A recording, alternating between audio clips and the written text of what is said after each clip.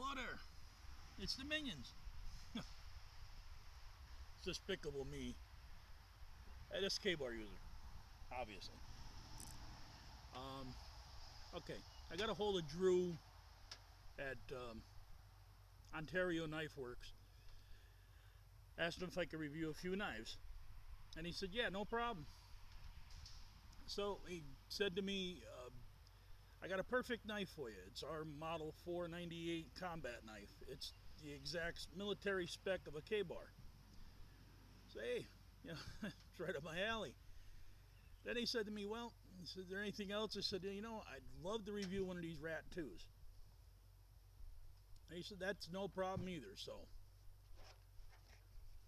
here it is. They sent me a rtak2 to review. Now, let's go over the sheath real fast. The sheath is made of a Cordura material. It's got a Fast-Tech buckle here. Large pocket for putting any kind of survival supplies you want in here. It's a large pocket. It's got a double closure, snap closure for to hold the knife in. They are unbuckled, so if you do adjust this end of the closure, it will buckle like a gun strap does. That's front of the sheath. The leg tie downs. Back of the sheath is MOLLE compatible. Back of the sheath is MOLLE compatible if you can snap. Good tough snaps. So the back of the sheath is MOLLE compatible. You got whole straps to run this down through. Snap it up, you're done. It's on your MOLLE gear. And there is a bottom strap also. The sheath has an inside liner. Works pretty good. It holds the knife. I personally myself, I would look for a better sheath or have somebody make me one if this is my main carry knife. But it looks like it'll hold up. Now on to the knife. Now Dave Canterbury had on one of his videos that he really doesn't do or review a knife unless he uses it, because you really don't know what a knife is capable of until you do use it. Flies are killing me. These black flies are nuts. Alright. So I have used a little bit of this knife for about a week now. You can see the blade's a little stained and whatnot. So let's start from this end. Nice lanyard hole. Good scraper on the end. The entire blade is powder coated. It's 5160 high carbon. It says that it's a full flat grind, but to be honest with you, right at the very edge, there's a convex to it. So I would say it's more of a full flat saber grind. So anyway, it's 5160 high carbon steel, hardness of 55 to 58. The blade is 10.3 inches long, so you might as well say it's 10.5 inches long. Blade thickness is 0.81. No, blade thickness is 0.188. So it's 0.188, 3/16. Now, you might be noticing that the Randall Adventure Team logo is not on the knife. It's my understanding, and it's just my understanding, that the reason why it's not there is because Jeff Randall is now out of contract with Ontario.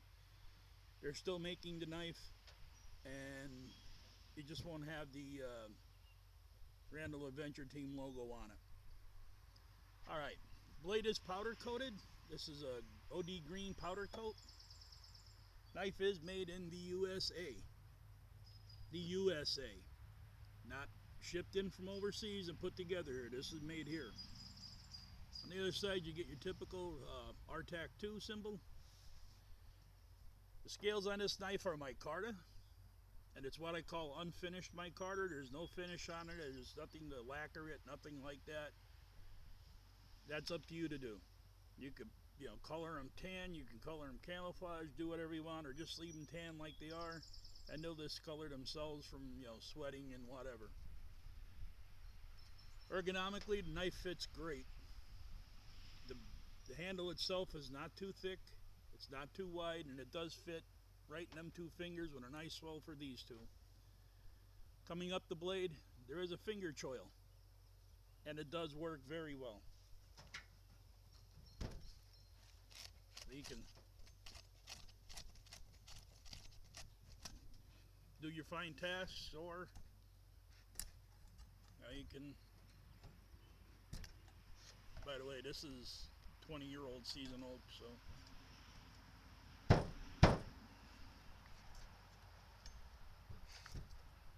you can still do, you know, whatever fine tasks you need to do.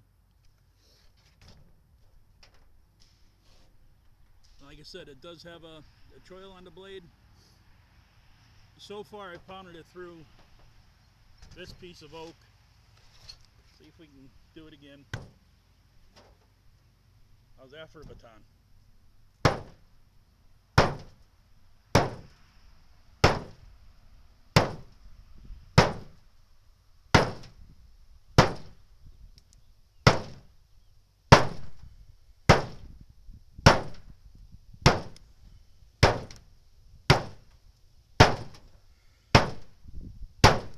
Doesn't matter how heavy the baton is, this stuff is tough.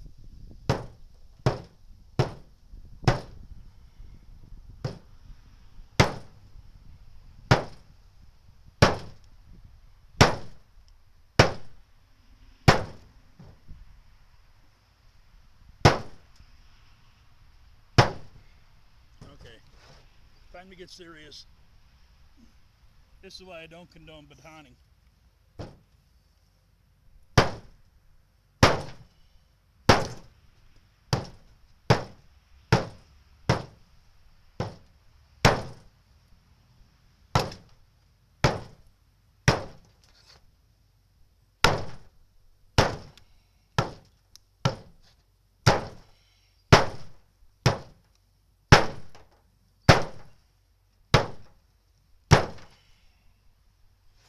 There's a knot in this wood.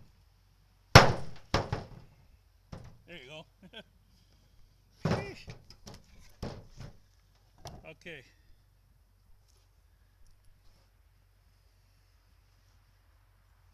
There is no visible fractures. There is no chipping of the blade. And you've seen what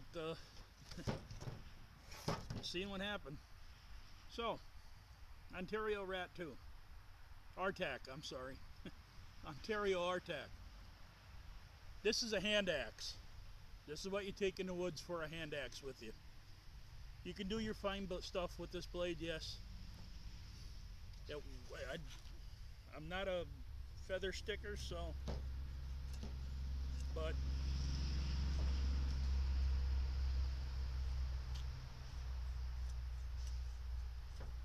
I think the blade's just a little bit too thick for feather sticks. Great blade. Now, on the other hand, once again, it won't feather stick for you.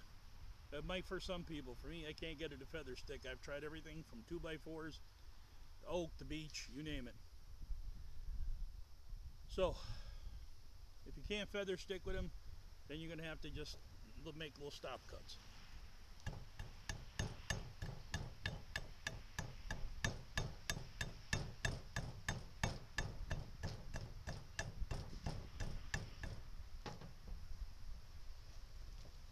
Best you can do, that's the best you can do. The other problem I found with the blade itself, it does not have a 90-degree spine on it. It's rounded, which obviously can be fixed, but just to let you know, it does not have a 90-degree on it anywhere. Choil, yeah. Lanyard hole, no. So will not strike a ferro rod. I've tried it. But the best thing I can advise you to do is, this is one hell of a blade. Alright, as you just seen. And what I would advise you to do is, if you do purchase one of these, I've seen them go from anywhere from $75 to $193 on eBay and Amazon. Manufacturer list on this is $119. That's the manufacturer's list.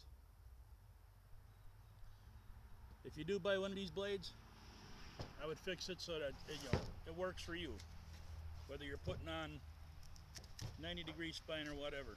As far as chopping,